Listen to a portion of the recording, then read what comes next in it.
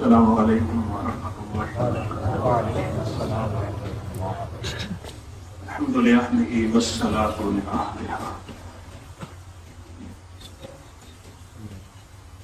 یہ بتائیں کہ رمضان کی برکات کس کو ملی؟ رمضان کی برکات کس کو ملی؟ ایک مرحلے کے بعد دوسرے مرحلے میں شامل ہوئے۔ پہلا مرحلہ رمضان کا تھا۔ آپ حضرات ماشاءاللہ کتنے ایسے بیٹھے ہیں جو رمضان میں شامل ہوئے ہیں اور رمضان کی برکتوں میں شامل ہوئے۔ کتنے ایسے ہیں اور رمضان کی سعادتوں میں شامل ہوئے۔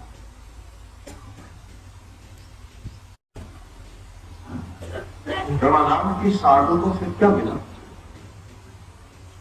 کوئی بتائے مجھے، رمضان کی برکتوں سے کیا ملا؟ مجھے ایک صاحب تسبیح کھانے میں کہنے لگے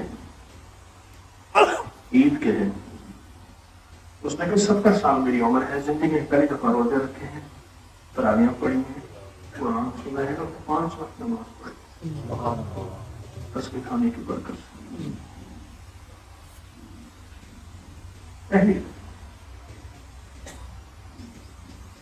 پہلی تو روزے رکھے ہیں، پہلی وہاں آواز آ رہی، ادھر آ رہی،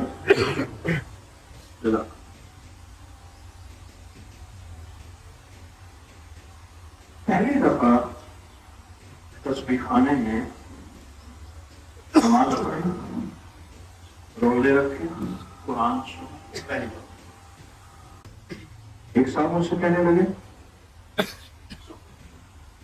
احساس ہوا کہ اللہ کسے کہتے ہیں۔ میں مختلف تفصیلیں بتا رہا ہوں، تھوڑے۔ ایک صاحب کہنے لگے کہ ہر مسلک ہر فرقے کے ساتھ آج تک میں نہیں مل بیٹھا تھا، یہ مسجد اس کی ہے، یہ اس کی ہے، اس کی ہے۔ یہاں احساس ہوا، وہاں ہم نے اہل حدیث کی افطاری کچھ منٹ پہلے، شیعہ کی افطاری 10-12 منٹ بعد، اہل سنت کی افطاری، سب کو افطاری دی۔ اور ہر سال ایسے ہوتا ہے، آج بھی اس مجمع میں ہر مذہب، ہر فرقہ، ہر رنگ، ہر نسل، آج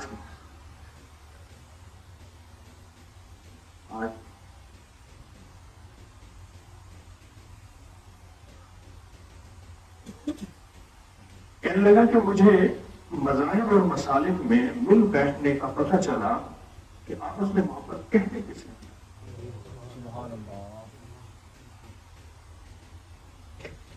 آپس میں پیار کہتے کسے، امت کو جوڑنا کہتے کسے ہیں۔ حضرت رابعہ بصری رحمۃ اللہ علیہ نے، حضرت حسن بصری رحمۃ اللہ علیہ نے حضرت رابعہ بصری کو موم بھیجی، سوئی دھاگا بھیجا کاسٹ کے ذریعے۔ تو انہوں نے پوچھا کہ یہ کیا چیز آپ نے بھیجی ہے؟ کیا چیز بھیجی؟ بھائی لنگر کھانے والے حضرات آ گئے ہیں، ان کو بھی بلائیں، کوئی حویلی میں کہیں بندہ نہ ہو، کسی خدمت میں۔ کاسٹ سے پوچھا کہ کیا چیز بھیجی؟ اس نے کہا میں نے سن دھاگا اس لیے بھیجا ہے کہ امت فرقوں میں ٹکڑوں میں بٹ گئی ہے، اور امت کو فرقوں اور ٹکڑوں سے نکالنا ہے اور سینا ہے۔ کیا کرنا؟ سینا۔ سوئی دھاگے سے مراد سینا۔ سوئی دھاگا تو اس لیے بھیجا، اور موم کیوں بھیجا؟ کہا موم اس لیے بھیجی خود بھول جاؤ، پگھل جاؤ اور دوسروں کو روشنی دے جاؤ، تمہاری کوئی تعریف نہ کرے۔ مجھے کچھ لوگوں نے رمضان میں کہا کہ 70 سال، ایک سال پہلے کے میری زندگی کے گزرے ہیں، پہلی دفعہ تراویحیں پڑھی، قرآن سنا، 5 وقت کی نماز پڑھی، اور پتہ نہیں کیا بتا رہے ذکر کیا، زندگی میں پہلی دفعہ۔ ایک صاحب مجھ سے کہنے لگے، ایک صاحب مجھ سے کہنے لگے کہ زندگی میں پہلی دفعہ مجھے احساس ہوا کہ ہر مذہب، ہر مسلک، ہر فرقے، ہر رنگ، اس سے مل بیٹھنا ہے، یہ بھی زندگی ہے. پہلی دفعہ پتا چلا. ورنہ کہتے تھے یہ اس کی مسجد ہے، یہ اس کی ہے، یہ اس کی محفل ہے، یہ اس کی ہے. ایک بندہ کہنے لگا پہلی دفعہ پتا چلا کہ یہ درود بھی ہمارا ہے، اللہم صلی علی محمد و آل محمد. اس کی دلیل میں نے دی کہ ہر اتحیات میں یہ درود پڑھتے ہیں. پہلے اتحیات، اتحیات کا درود پڑھیں، درود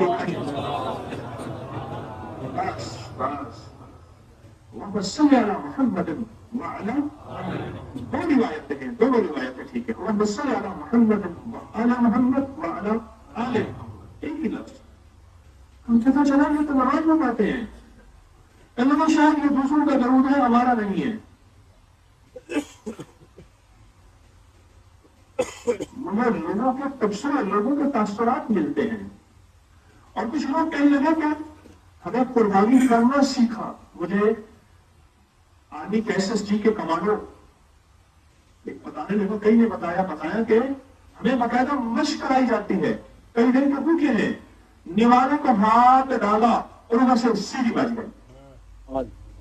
حکم ہے، اب اگلی منزل ہے. اور وہ دو نیوالے، جو ایک نیوالا منہ میں گیا، اس کے بعد پھر بھاگے. مجاہدہ سفروں کے مارے ہوئے، تھکے ہوئے، بھوک لگی ہوئی، نیوالے کو ہاتھ لگایا، لیکن اگلی رحمت پانے کے لیے، جھولیاں بھرنے کے لیے حکم آیا کہ آؤ ففروا الی اللہ، دوڑ پڑو.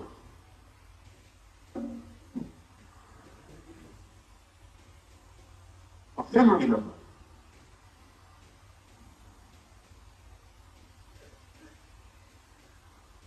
میں نے رات ایک بات عرض کی ہے، آج وہ بات بتاتا ہوں. پھر قرآن پڑھنے کے لیے ہجرت کرنا، غور سے سمجھیے گا. رواج سے چلا گیا. آپ یہاں قرآن پڑھنے آئے ہیں. سورۃ کوثر قرآن ہے، قرآن کی سب سے چھوٹی سورت، اور سورۃ بقرہ قرآن کی سب سے بڑی سورت. قرآن پڑھنے آئے ہیں، رواج سے چلا گیا. مدینہ کے کوسوں، 17 میل 18 میل دور لوگ آتے تھے قافلے بن کے. کہاں جا رہے ہیں؟ مسجد نبوی شریف میں قرآن پڑھنے جا رہے ہیں. دمشق سے 14 راتوں کا سفر، شام دمشق، جس کو ہم دمشق کہتے ہیں. مجھے بھی وہاں جا کے پتا چلا دمشق لفظ نہیں، دمشق ہے. دمشق سے 13 راتوں کا سفر طے کر کے کہاں جا رہے ہیں؟ قرآن پڑھنے جا رہے ہیں مدینہ. جو چیز رواجوں سے چلی جائے، رواجوں سے چلی جائے، اس کے بارے میں خیال آتا ہے کہ یہ بدعت ہے، یہ شرک ہے. کیوں؟ رواجوں سے چلی گئی. پھر کہتے ہیں کہاں لکھا ہے؟ سارے دن جس موبائل کے ساتھ تیرا واسطہ ہے، یہ چیز وہاں لکھی تجھے نہیں ملے گی. جہاں لکھا ہے وہاں تو پڑھتا نہیں ہے. رواجوں سے چلی گئی. حضرت پیرانی پیر شیخ عبد القادر جیلانی رحمۃ اللہ علیہ، بڑی بڑی ہستیوں کے، بڑے بڑے اکابر کی ہستیوں میں، ان سے پوچھا آپ کا لنگر کیسے چل رہا؟ کہا کہ ہمارا لنگر تو 129 دفعہ سورۃ کوثر سے چل رہا. عائشہ سے کہا عائشہ لنگر بالکل خالی ہو گیا، مطلب ختم ہو گیا، کیا کریں؟ فرمایا سارے 129 دفعہ سورۃ کوثر پہ لگ جاؤ. اور سارے 129 دفعہ سورۃ کوثر پہ لگ گئے. 129 دفعہ سورۃ کوثر پہ لگ گئے. اور فرمایا اس کے بعد پھر کبھی لنگر خالی نہیں ہوا.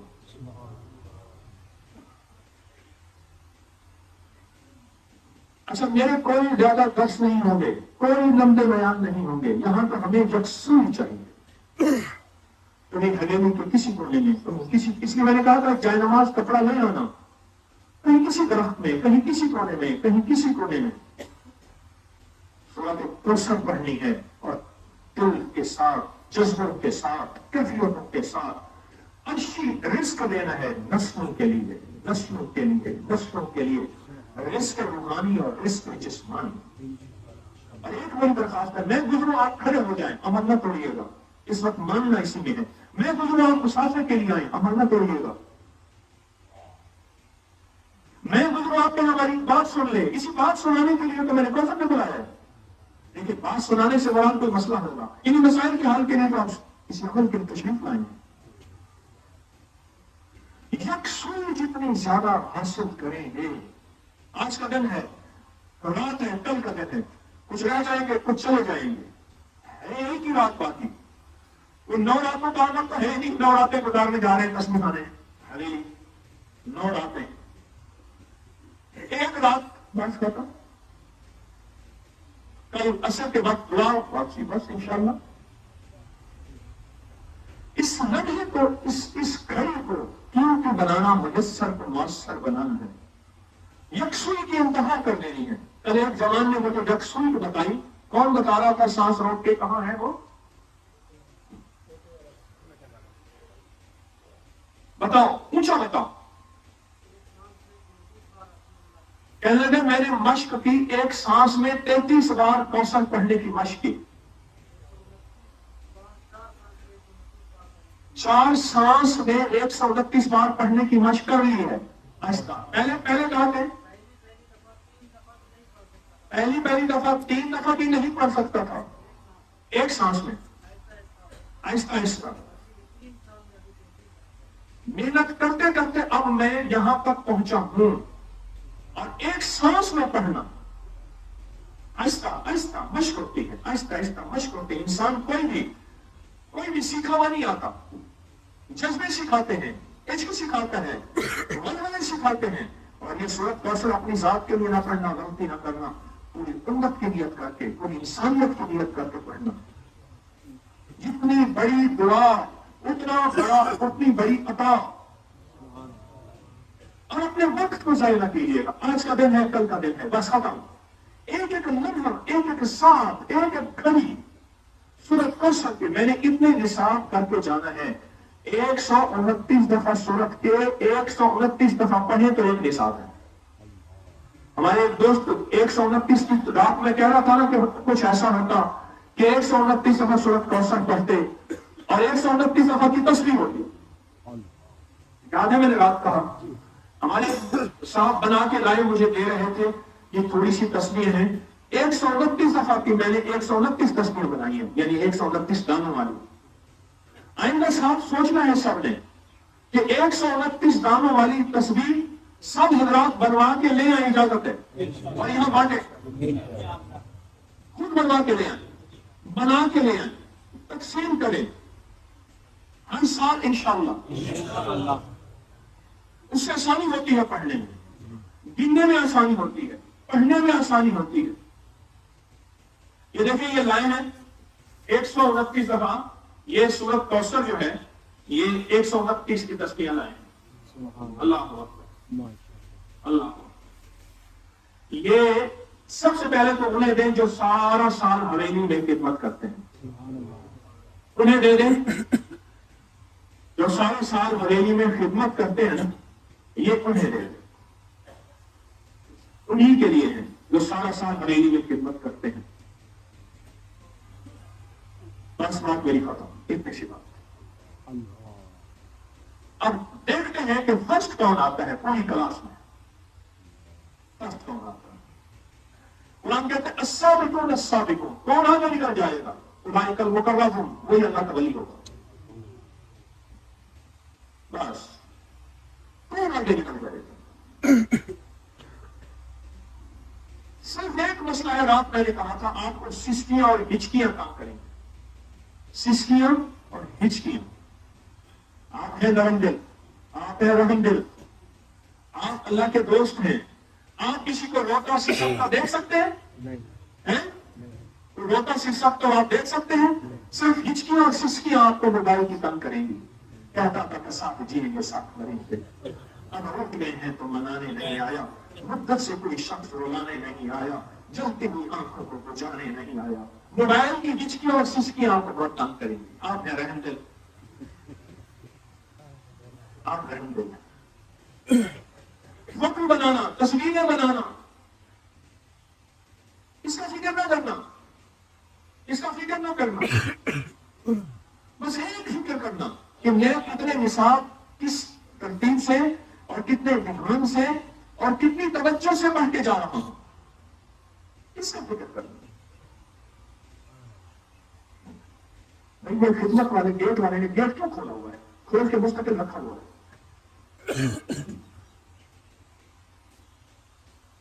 بولے آپ کس کیفیت کے ساتھ پڑھیں گے؟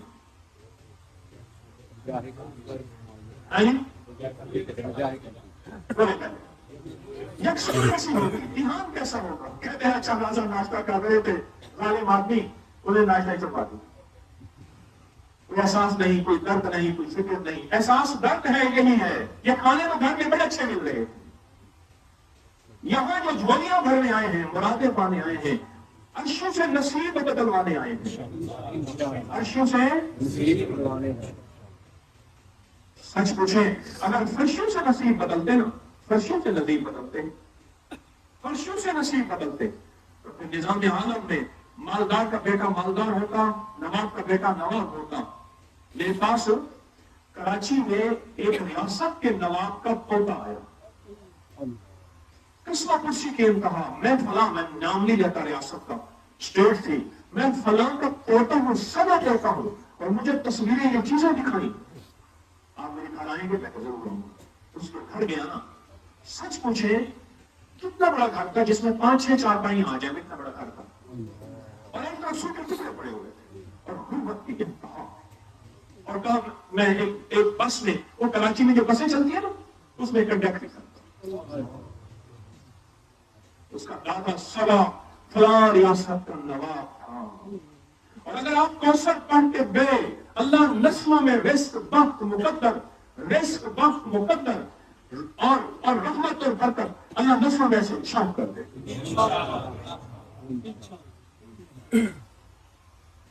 نسلوں میں چھاپ کر دے۔ معلوم ہوا کہ یہ فیصلے عرشی ہے، فرشی نہیں ہے، عرشی ہے، عرشی ہے، فیصلہ کرے، فیصلہ کرے،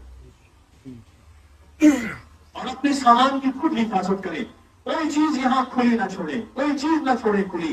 ہماری غفلت سے کوئی گناہگار ہو گیا، ہم مجرم بن جائیں گے، خطرناک مجرم بن جائیں گے۔ ہماری غفلت سے کوئی گناہگار ہوا، ہم مجرم اور خطرناک مجرم بنیں گے، اور کہے گا قیامت کے دن اللہ یہ اپنے سامان کو، اپنی چیز کو اس نے سنبھال کے نہیں رکھا تھا، میں گناہگار ہو گیا تھا۔ اور صبح سالن لیٹ ہوا، چنے کھانے کے لیے مجمع انتظار کرا، صبح، اور جگہ جگہ ٹولیاں بنا کے بیٹھے، الگ بیٹھے نہ ٹولیاں، یہی گروپ ٹولیاں تو بناتے آئے تھے۔ 1.5 دن باقی ہے، کتنا؟ 1.5 دن باقی ہے۔ اس 1.5 دن میں نسلوں کے لیے عزت، دولت، برکت، روحانیت، اور میں سورۃ کوثر پڑھنے والے کو دیدار مصطفیٰ ہوتا ہے، سورۃ کوثر پڑھنے والے کا جادو ٹوٹتا ہے، سورۃ کوثر پڑھنے والے کے لیے جنات ہاتھ باندھتے ہیں، سورۃ کوثر پڑھنے والے کے لیے رزق کے دروازے کھلتے ہیں، سورۃ کوثر پڑھنے والے کے قرضے ایسے دور ہوتے ہیں جیسے ہوا بادلوں کو اڑا کے لے جاتی ہے۔ اور میں سورۃ کوثر پڑھنے والے کے لیے نسلوں میں اللہ 3 چیزیں دیتا ہے، رزق کے دروازے، عزت کے دروازے، صحت کے دروازے، اور سورۃ کوثر پڑھنے والوں کی نسلوں میں بیٹے، المال والبنون، یہ مال اور بیٹے عطا فرماتے ہیں۔ سورۃ کوثر پڑھنے والے کے لیے اللہ پاک آل رسول، اصحاب رسول کی زیارتیں ہوتی ہیں، اور سورۃ کوثر پڑھنے والے کے پرانے روگ ختم ہوتے ہیں، سورۃ کوثر پڑھنے والے کا دل سیاہ سفید ہوتا ہے، سورۃ کوثر پڑھنے والے کی پیشانی کے اگر ٹھپا لگا ہے، لعنتی ہونے کا، شقاوت ہونے کا، بدبختی کا، اللہ مٹا کے رحمتی، برکتی، اور اللہ اس کو سعادت لکھ دیتا ہے۔ میری منت ہے، ذرا میری بات سن لیجیے گا، اسی بات سننے کے لیے سورۃ کوثر کے لیے ہوا ہے، میں جاؤں کھڑے ہو جائے نا، سورۃ کوثر کا کرنا ہے، میرا نہیں ہے۔